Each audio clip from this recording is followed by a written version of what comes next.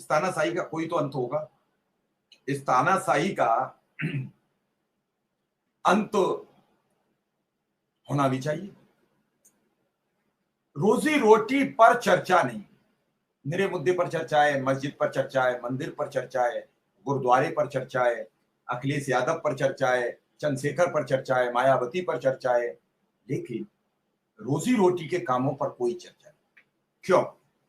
सवाल नंबर एक। सवाल नंबर दो, क्या बुनियादी मुद्दों से सब कुछ भटक चुका है?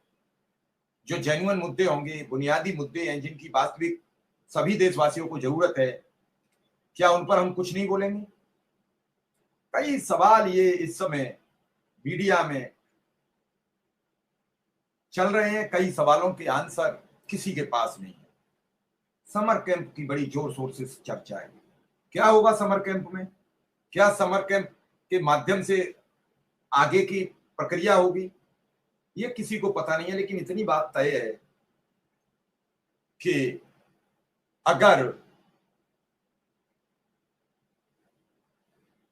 नहीं कुछ देना है या नहीं कुछ लेना है तो इन्हें एक बार कह तो दो। इन्हें कुछ कह देंगे तो ये निश्चित रूप से आपकी बात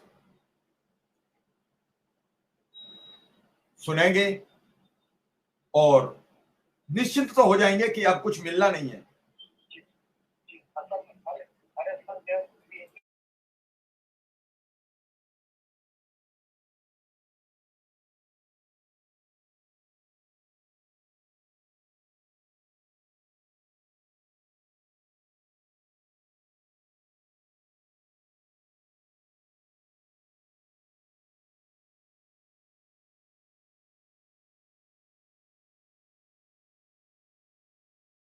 तो ये सब चीजें बड़ी गंभीर हैं और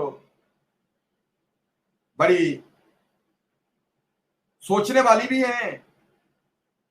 मैं हमेशा आपसे सबसे एक सवाल करता हूं कि का वर्षा जब कृषि सुखानी, खेती सूख जाएगी, ये अनुदेशक शिक्षा मित्र लड़ते झगड़ते द एंड के पोजीशन में आ जाएंगे। तो इस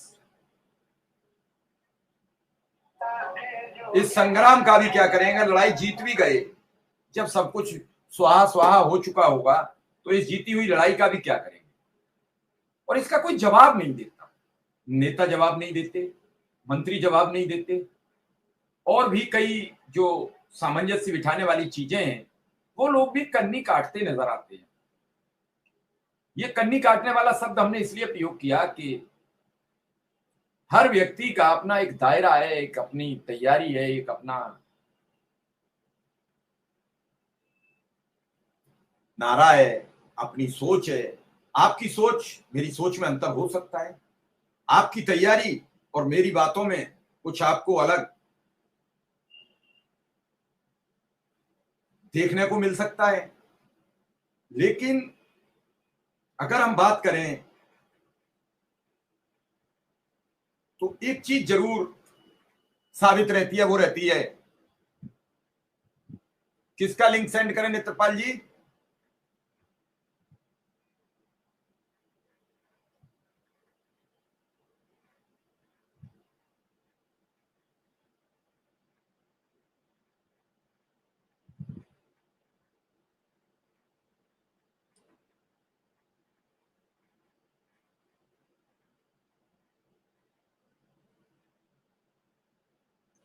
बहुत कुछ चीजें समझ में आती हैं जब आप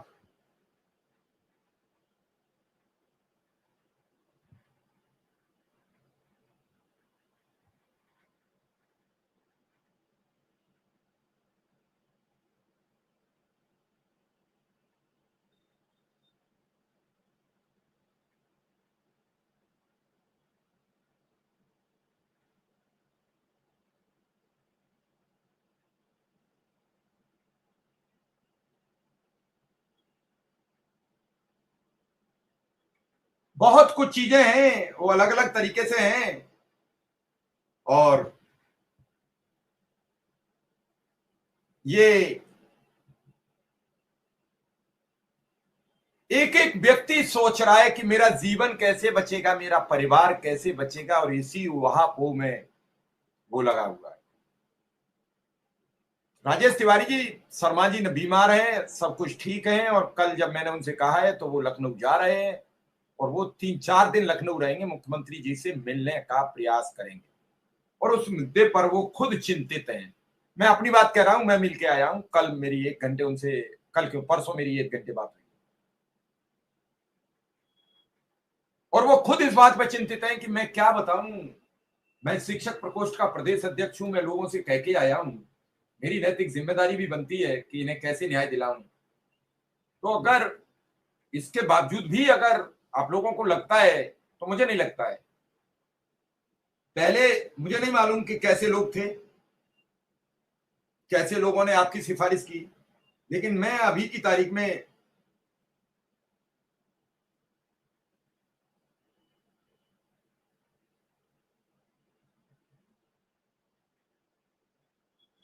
अब एक शिक्षा मित्र मुझे लिख रहे हैं कि आदरणीय